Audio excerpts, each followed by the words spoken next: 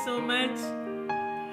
स्वच्छता जो हमारा हेमा फाउंडेशन का 9 वैल्यूज थे जो हमने सिलेक्ट किए थे इस वर्ष के लिए, उसमें से स्वच्छता एक ऐसा टॉपिक मुझे लग रहा था कि इसमें मैं इमोशनल एजुकेशन को कैसे कनेक्ट करूंगी। जब 2 दिन पहले मैं सोचने बैठी कि इसके ऊपर मैं क्या क्या बोल सकती हूँ, तो मुझे ये अभी तक का सबसे कॉम्प्रिहेंसिव टॉपिक लगने लगा और मुझे लगने लगा कि इस पे तो पूरे 1 दिन का वर्कशॉप हो सकता है। स्वच्छता इम्पोर्टेंट है, हम सबको पता ही है, पर इसमें इसकी साइकोलॉजी क्या है? बहुत ही इंटरेस्टिंग टॉपिक ये आज का होने वाला है। जब हम इसको अनरावल करेंगे, हम इसको खोलेंगे, तो आप जब इसकी परतें एक एक उतरेंगी तो आपको पता चलेगा कि इसमें कितनी गहराई है। सबसे पहले इसकी भावना और व्यवहार क्या है। जब हम स्वच्छता के बारे में थोड़ा सा सोचते हैं बैठ के, या इसको हम पढ़ने की कोशिश करते हैं, तो 2 वर्ड्स हमारे सामने आते हैं। एक है हाइजीन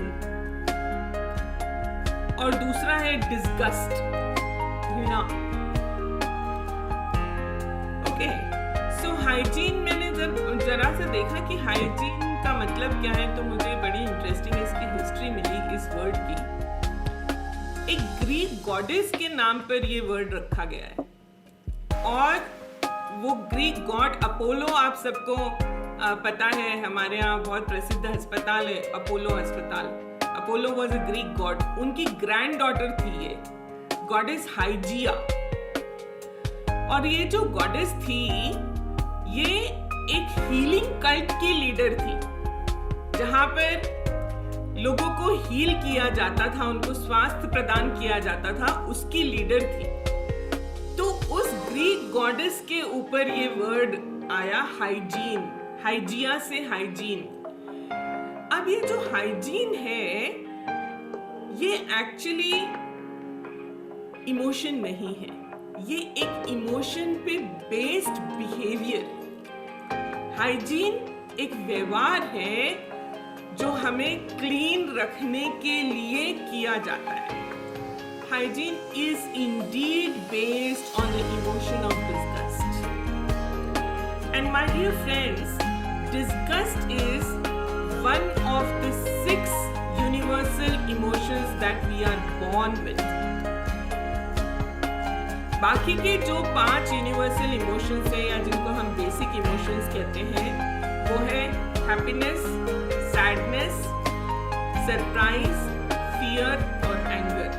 और छठा इमोशन है डिस्गस्ट या घृणा, जिसको हम लेकर ही पैदा हुए हैं। और डिस्गस्ट की बहुत ही एंशिएंट इवोल्यूशनरी हिस्ट्री है, जिसके बारे में आप जानेंगे तो आपको बड़ा ताज्जुब होगा। छोटे छोटे से simplest of organisms, they are able to practise hygiene. आप देखेंगे गाय, बैल, कुत्ता, जो हमारे सराउंडिंग के सारे एनिमल्स हैं, उनमें आप हाइजीनिक बिहेवियर देख सकते हैं।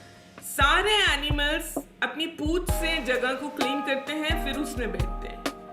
बहुत सारे एनिमल्स की ये जब स्टडी की गई, इकोलॉजिकल सर्वेस किए गए, तो हमें पता चला कि ये लोग जहाँ पर फीसेस होते हैं या पैरासाइट्स होते हैं, वहाँ पर चारा नहीं खाते, वहाँ से दूर होकर चारा खाते हैं।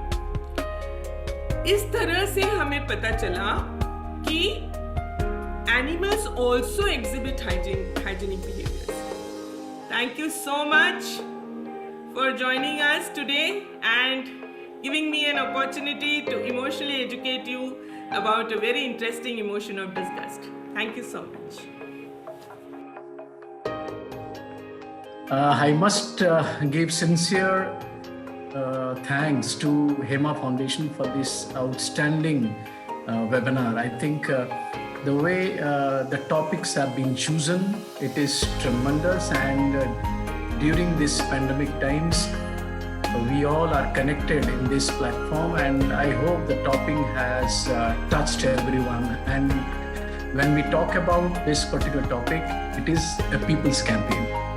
People's campaign, we say cleanliness.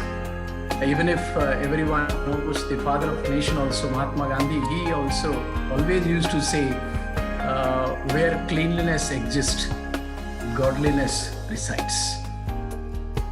या शिक्षकों से बच्चे देख के ही सीखते हैं, अगर शिक्षक करने लगेंगे बच्चे उसका अनुकरण जरूर करेंगे.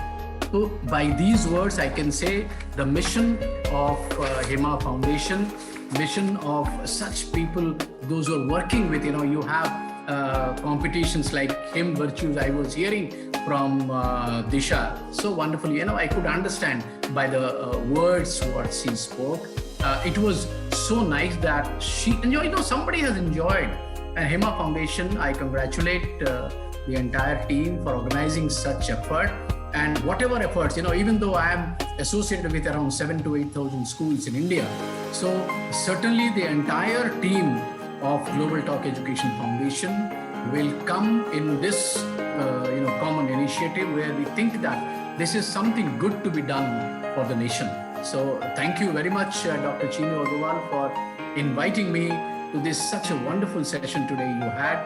And I believe I have enjoyed my 1 hour. And I think whatever things which I need to inculcate, I need to implement in my school, that also I do it. Thank you very much, Anita ma'am. Thank you very much, Dr. Chinu.